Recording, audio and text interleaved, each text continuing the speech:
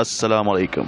آج ہم ایک اور دلچسپ اور تاریخی شخصیت کے بارے میں آپ سے ڈسکس کریں گے جس کا نام ہے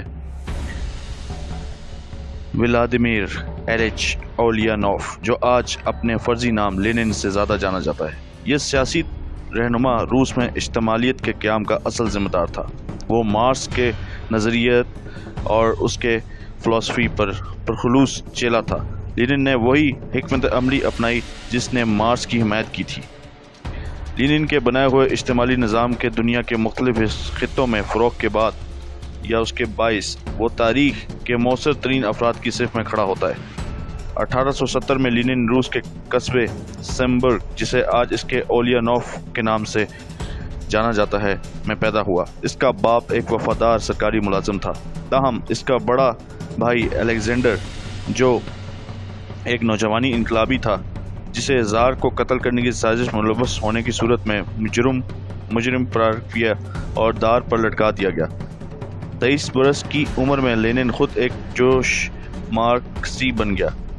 دسمبر 1845 میں اس کو آزاد حکومت نے انقلابی سرگرمیوں میں شمولیت کے باعث الزام میں گرفتار کیا۔ 14 مہینے اس نے جیل میں گزارے۔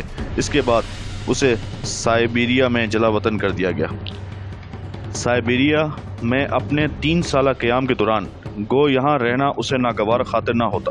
اس نے ایک انقلابی کارکن عورت سے شادی ہی کر لی۔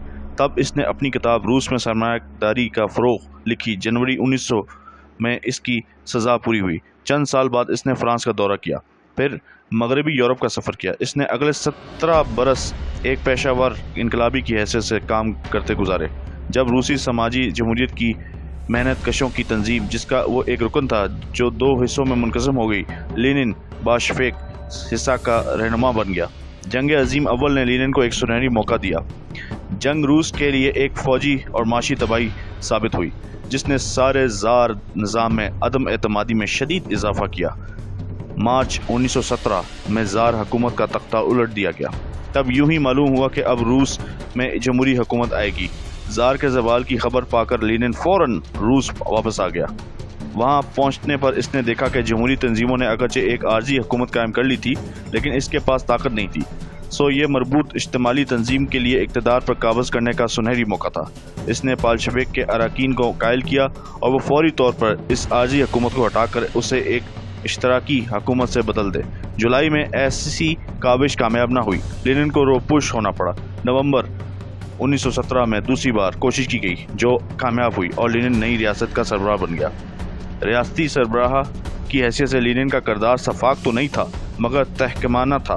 پہلے اس نے تمام ریاستی ڈھانچے کو ناعاقبت اور اندیشی اور شتابی سے مکمل اشتراکی نظام میں تبدیل کیا۔ جب ایسا اقدام کامیاب نہ ہوا تو اس نے اپنے آپ میں فوراً لچک پذیری پیدا کی اور اس میں ایک ملی جلی سرمایہ دارانہ اشتمالی معیشت کو رائج کیا، اور جو متعدد برسوں تک سوویت یونین میں قائم رہی۔ مئی 1922 میں لینن سخت بیمار ہوا، جس کے بعد اپنی موت کے برس 1924 کو وہ دنیا سے کوچ کر گیا اور وفات پا گیا۔